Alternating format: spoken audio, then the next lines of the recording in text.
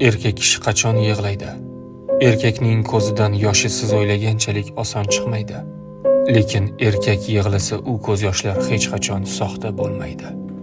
Erkak kishi qo'lidan hech narsa kelmay qolganda, yo'qchilikdan singanda yig'laydi. Farzandining tobuti qanchalik og'ir bo'lmasin, uni ko'tarishga majbur bo'lganda yig'laydi. O'rgatuvmanglar, aralashmanglar hayotimga. Ota-onasi olamdan o'tganda, ularga qo'l siltagan kunlarini eslab ho'ng yig'laydi. Erkak kishi qachon yig'laydi? Dushmanining bergan zarbasidan emas, o'sha zarbada do'stining qo'li borligini bilganda yig'laydi. Jondan oshiq suygani, bir yostiqqa bosh qo'ygani xiyonat qilganda yig'laydi. Ehtimol erkak hech qachon ko'z yoshini ko'rsatmagani uchun doim baxtiyordek, farqi yo'qdek ko'rinar. Lekin erkak kishi yig'laydi.